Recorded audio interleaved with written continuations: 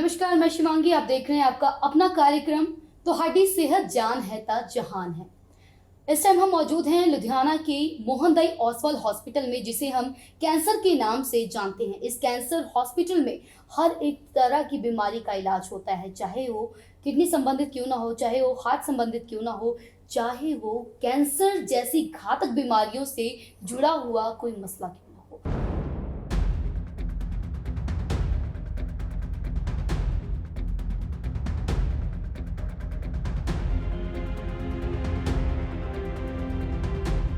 आज हम बात करेंगे आई फ्लू के बारे में। जैसा कि आप सभी जानते हैं कि आई फ्लू का खतरा हर एक जगह पे मंडरा रहा है। छोटे छोटे बच्चे इसकी चपेट में आ रहे हैं, लेकिन बरसाती मौसम को ध्यान में रखते हुए मन में सवाल ये भी आता है कि क्या सीजनली ये वायरल इन्फेक्शन है। तो बिगिन विद ये वायरल इन्फेक्शन ही होता है, लेकिन 2-4 दिन के बाद इसमें काफ़ी चांसेस होते हैं कि ये बैक्टीरियल इन्फेक्शन भी इसके साथ ही हो जाता है। ये एक तरह का कॉन्टैक्ट इन्फेक्शन है जो कि एक इंसान से दूसरे इंसान को कॉन्टैक्ट के थ्रू ही फैलता है। इसको इन्फेक्शन उससे कॉन्टैक्ट में नहीं आता तब तक ये इन्फेक्शन नहीं फैलता, जबकि ऐसा कुछ नहीं है। ये इन्फेक्शन देखने से नहीं होता। अगर किसी को सिम्टम्स है तो उसको सीधा डॉक्टर के पास ही जाना चाहिए।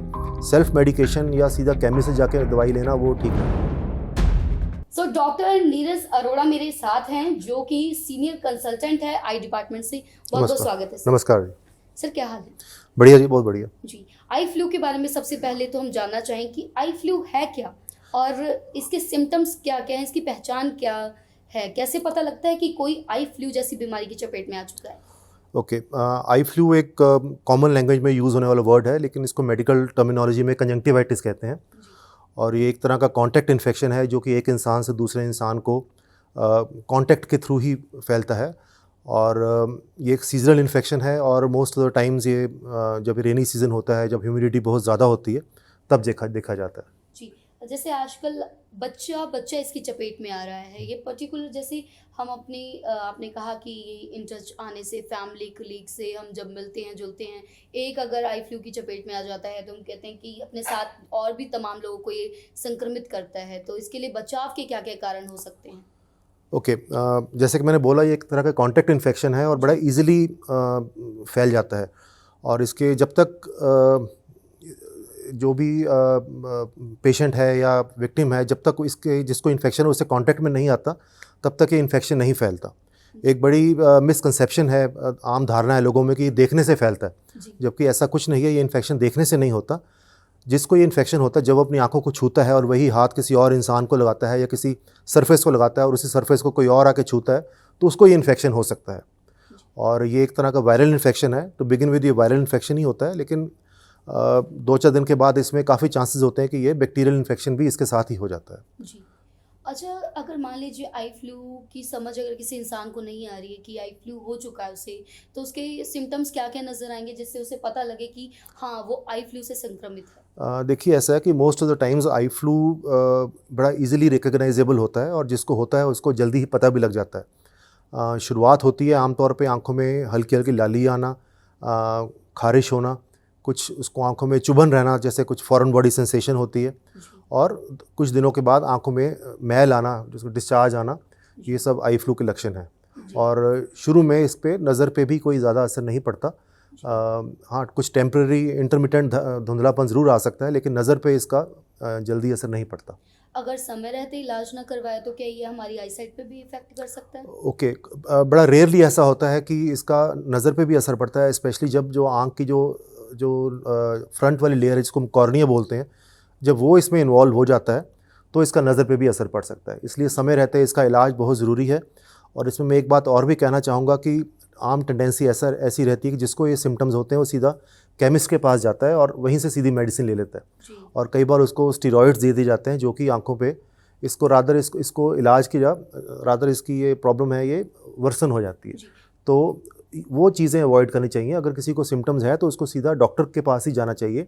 सेल्फ मेडिकेशन या सीधा केमिस्ट से जाके दवाई लेना वो ठीक नहीं है।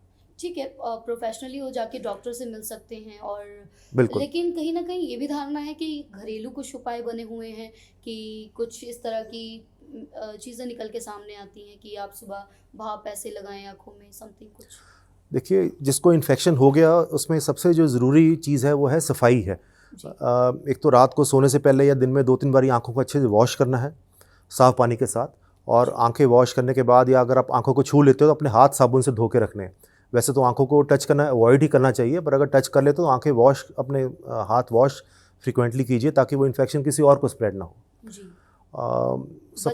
सबसे ज़रूरी तो यही है।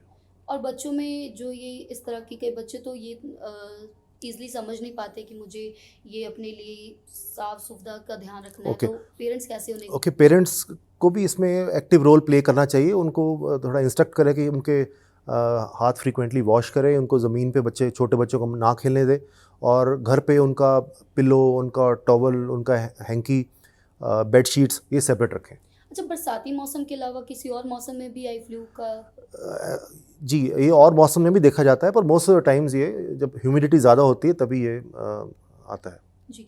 कई इंसान आईसाइट उनकी वीक होती है, कॉन्टैक्ट लेंस वेयर करते हैं, तब आई फ्लू से कैसे वो बचाव कर सकते हैं?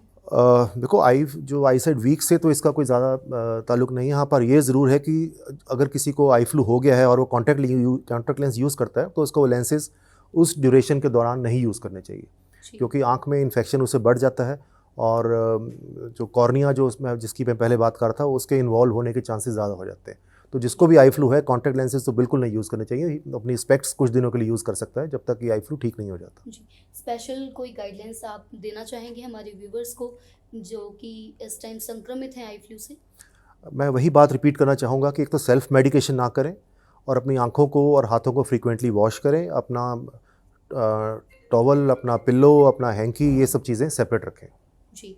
और कई बार ये होता और है अपनी डाइट अच्छी रखें, क्योंकि कोई भी इन्फेक्शन शरीर में हो, अगर आपकी डाइट अच्छी रहेगी, आपका जो बीमारी से लड़ने की ताकत अच्छी बनी रहेगी, तो वो बहुत ज़रूरी है। और आई फ्लू को अगर हम छोड़ दें, आई साइट की बात हम करें, क्योंकि आजकल छोटे छोटे बच्चों को चश्मा लग चुका है, आईज पे बहुत ज़्यादा इफेक्ट फ़ोन के कारण पड़ रहा है, और हमें स्मार्ट क्लासेस का भी कहीं ना कहीं डिसएडवांटेज ये मिल रहा है कि छोटी उम्र में ही बच्चों की आई साइट बहुत ज़्यादा वीक हो जा रही है।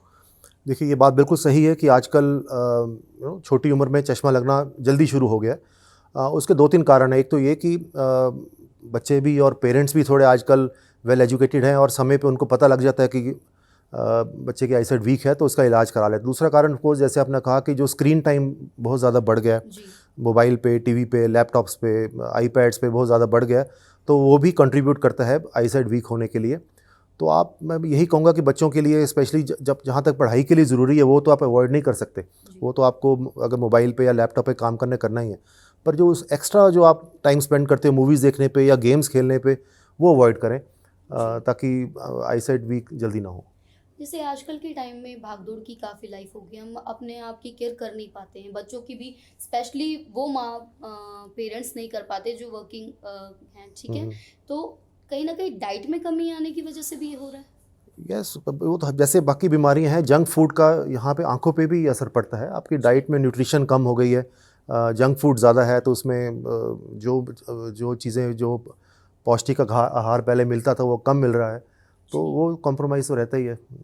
अच्छा, डाइट चार्ट पर्टिकुलर आप अभी बता सकते हैं उन बच्चों के लिए और आम एज? देखो, आम जो छोटे बच्चों में, जैसे कि आप मोस्ट लोगों को ये पता ही है मोस्टली कि ग्रीन वेजिटेबल्स आँखों के लिए अच्छे होते हैं, और इसके अलावा फल फ्रूट आँखों के लिए अच्छे होते हैं। पर नॉर्मल घरों में जहाँ डाइट्स अच्छी है तो वहाँ पे कोई स्पेशल सप्लीमेंट की ज़रूरत नहीं है आँखों के लिए। जी। और लेकिन समय रहते आँखों का चेक कराना बहुत ज़रूरी है, ताकि अगर आपको ग्लासेस की ज़रूरत है तो वो टाइम पे लग जानी चाहिए। कई पेरेंट्स सोचते हैं कि अभी थोड़ा बड़ा हो जाएगा या बड़ी हो जाएगी तो लगा लेंगे, तो उसका ज़्यादा नुकसान है। एक तो उसमें आँखें, जो नज़र है, परमानेंटली पीछे से कमज़ोर पड़ सकती हैं, फिर बड़े होकर चश्मे का भी असर नहीं पड़ता, आँखों में भैंगापन या स्क्विंट आना शुरू हो जाता है। जी। तो इसलिए समय रहते अगर आपको स्पेक्ट्स की ज़रूरत है तो लगवाओ, उसको अवॉइड मत करो। यही जैसे आपने स्पेक्ट्स की बात की है, कई यूथ आजकल बहुत ज़्यादा कहता है कि चश्मा डालना इज़ लाइक कि चश्मिश टाइप, तो वो अवॉइड करता है, और कॉन्टैक्ट लेंस की तरफ बहुत ज़्यादा बढ़ रहा है। कहीं उसके साइड इफ़ेक्ट के बारे में अगर आप गाइड करें? ओके, सबसे पहली बात तो ये कि आप लोगों को ये पता होना चाहिए कि चश्मा लगाना कोई बीमारी नहीं होती। जी। अगर आप चश्मा लगा के आपकी नज़र ठीक है तो मतलब आपकी आंखें ठीक हैं। बीमारी तब मानते हैं अगर आपका चश्मा लगाने के बाद भी नज़र साफ नहीं आ रहा, तो बीमारी है, तो उसका हमें कारण ढूंढना पड़ता है कि क्यों नज़र नहीं आ रहा। जी। तो इसलिए चश्मा लगाना बीमारी नहीं है, उसके लिए आपको ज़्यादा कोई टेंस होने की ज़रूरत नहीं है। हाँ, आप बात करें कॉन्टैक्ट लेंसेज़ की, कॉन्टैक्ट लेंसेज़ मैं तो पर्सनली रिकमेंड नहीं करता, क्योंकि उसका भी साइड इफ़ेक्ट काफ़ी ज़्यादा है। जी। हाँ, जिसको स्पेक्स लगाने में प्रॉब्लम है वो इसके बारे में सोच सकता है, वो भी कुछ घंटे के लिए आप लगा सकते हो, ऐसा नहीं कि आप लगा के सो सकते हो या कुछ ऐसा। स्पेक्स तो आपको बनवानी ही चाहिए, ताकि जिस दौरान आप कॉन्टैक्ट लेंसेज नहीं लगा रहे उस समय स्पेक्स तो पहननी ही चाहिए। बिल्कुल। हमें क्या क्या नुकसान हो सकता है इसका? ओके, कॉन्टैक्ट लेंसेज की केयर बहुत ज़्यादा है। जब भी आपको लगाने हैं, उतारने हैं, उसको अच्छे से साफ़ करना है, और समय रहते जब जितना भी उनका एक्सपायरी पीरियड हो उससे पहले पहले उनको बदलना भी होता है। और कॉन्टैक्ट लेंसेज लगा के कई लोग गलती से सो जाते हैं, तो वो उसका भी अपना नुकसान है आँखों पे। सुबह उठते हैं तो आँखों में इन्फेक्शन होता है, आँखें लाल हुई होती हैं, और ये सब चीज़ें रिकमेंडेड नहीं है। कॉन्टैक्ट खासकर जहाँ पे पोल्यूशन ज़्यादा है, जहाँ पे लुधियाना में आप ले लो तो यहाँ पोल्यूशन ज़्यादा है, तो यहाँ पे और भी ज़्यादा नुकसान है कॉन्टैक्ट लेंसेज के। So specs is a first choice. नहीं लगा सकते तो उसके बारे आप कॉन्टैक्ट लेंस के बारे में सोच सकते हो, लेकिन वो भी कुछ घंटों के लिए। आई साइड वीक होना, आई फ्लू को छोड़कर किस किस तरह के और इन्फेक्शंस हो सकते हैं आइज़ में, जिसे अवेयर नहीं है हमारी पब्लिक? ओके, जो आई साइड वीक होने का जो कॉमनेस्ट कारण बच्चों में तो यही है कि उनकी नज़र कमज़ोर है, उनको स्पेक्स की ज़रूरत है, वो उनको समय रहते लगा लेनी चाहिए। जो बड़ों में मेजर कारण है वो सफ़ेद मोतिया होता है, जो कि मोस्टली एज रिलेटेड होता है, लेकिन कई बार कुछ बीमारियों की वजह से जल्दी भी हो जाता है, जैसे कि जिनको शुगर हो। और कई बार तो ये बच्चों में भी होता है, जिसको हम कंजेनिटल कैटरेक्ट कहते हैं, जो पैदाइशी ही मोतिया होता है। और जो सफ़ेद मोतिये का जो एक ही इलाज है वो है ऑपरेशन। काफ़ी लोग ये सोचते हैं कि हम दवाई डालते रहेंगे तो मोतिया हट जाएगा, ऐसा कुछ नहीं है। सफ़ेद मोतिया अगर किसी को है तो उसको टाइम पे ऑपरेशन करवाना चाहिए, ताकि उसकी नज़र पूरी वापस आ सके। और बच्चों में खासकर डिले नहीं करना चाहिए। और स्पेशल कोई मैसेज देना चाहेंगे आप पेरेंट्स को, बच्चों को, और खासकर बुजुर्गों को? देखो, आज की जो अभी जो आजकल जो आई फ्लू चल रहा है, उसी के लिए मैं एक बार दोबारा बोलना चाहूँगा कि अपनी आई हेल्थ को मेंटेन करने के लिए हाइजीन बहुत ज़रूरी है। हाथ धो के रखिए। किसी को आजकल हैंडशेक अवॉइड करना चाहिए, जैसे हम कोविड में भी करते थे, आजकल भी हैंडशेक अवॉइड करना चाहिए।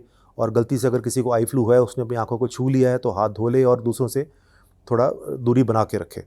और बुज़ुर्गों के लिए खासकर कोई भी इन्फेक्शन होगा उनमें, क्योंकि इम्यूनिटी कम होती है, वो ज़्यादा उभर के आता है, तो उनको तो खास करके ध्यान रखना चाहिए। डॉक्टर नीरज, समटाइम ये देखने को मिलता है कि आजकल का यूथ, लड़के और लड़कियां दोनों, वो परमानेंट आई साइड वीक है तो उसका फिक्स इलाज चाहते हैं, जिसके कारण वो लेंस लगवा लेते हैं। वो कितना हद तक जायज़ है? उसके डिसएडवांटेज क्या कुछ हो सकते हैं फ्यूचर में? देखो, जहाँ तक मैं समझ रहा हूँ, आप बात कर रहे हैं लेसिक लेज़र की। जी।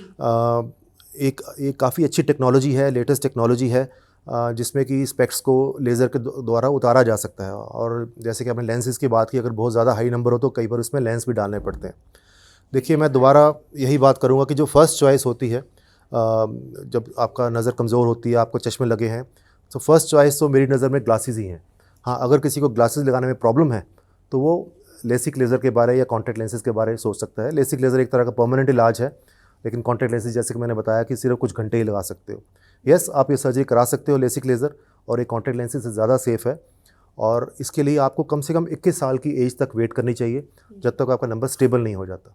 क्योंकि अगर आप उससे पहले करा लेते हैं और आपका नंबर अगर स्टेबल नहीं है, तो कुछ सालों के बाद या इवन कुछ महीनों के बाद नंबर दोबारा आ सकता है। जी। अच्छा, 21 साल के बाद हम ये ट्रीटमेंट ले सकते हैं, और Yes. कब तक चलेगा? इसको दोबारा कब करवाना पड़ता है? नहीं, दोबारा नहीं कराना पड़ता। नॉर्मली जो अगर नॉर्मल कोर्स ऑफ लाइफ में 21 साल से लेके 40-45 साल की उम्र तक चश्मे का नंबर नहीं चेंज होता। जी। और अगर जो 21 साल की उम्र में ऑपरेशन करवा लेता है, तो अगले उसके 20-25 साल बिना किसी चश्मे के निकल जाते हैं, मतलब आई साइड स्टेबल हो जाता है। स्टेबल हो जाती है। लेकिन 40 साल के बाद फिर कुछ चेंजेस जैसे बॉडी में आते हैं, जी। तो आपको फिर से थोड़ा बहुत चश्मा लग सकता है। खासकर से नज़दीक का पढ़ने के लिए लगाना पड़ता है 40 के बाद। बॉयज़ गर्ल्स सबके लिए दोनों के लिए सेम है, दोनों के लिए सेम। सो डॉक्टर नीरज से आज हमने बात की है आइज़ को लेकर, आई फ्लू को लेकर, आई से जुड़ी और इन्फेक्शंस को लेकर, बीमारियों को लेकर, और काफ़ी अच्छा लगा। काफ़ी उन्होंने हमें गाइड भी किया है, और कई चीज़ों के बारे में हम पहले ही जानते थे, और कई चीज़ों के बारे में हम बिल्कुल ही अनजान थे। तो ये जान के हमें कैसा लगा, ये तो आप ही अपनी राय दे सकते हैं। लेकिन कहीं ना कहीं आई फ्लू से बचने की बहुत ज़्यादा ज़रूरत है, और जो धारणाएं बनी हुई हैं, जो मिथ आप लोगों ने बना रखा है कि घरेलू उपाय सफिशिएंट है हमारी आइज़ के लिए आई फ्लू में, तो ये बहुत ज़्यादा गलत है। क्योंकि अगर आपको शुरुआती ही लक्षण पता लग जाता है कि आई फ्लू है आपको, तो तुरंत ही अपने नज़दीकी डॉक्टर से मिलिए और जाके उनसे कंसल्ट कीजिए। उन्हें बताइए कि आपको ये इन्फेक्शन हुआ है, कितने दिन पहले आप इसकी चपेट में आए हैं, और प्रॉपर मेडिसिन दवाई लेके इलाज करवाइए। और इसी तरह लेटेस्ट यूनिक अपडेट के लिए देखते रहें आपका अपना कार्यक्रम तो हड्डी सेहत जान है तो जहान। नमस्कार। नमस्कार।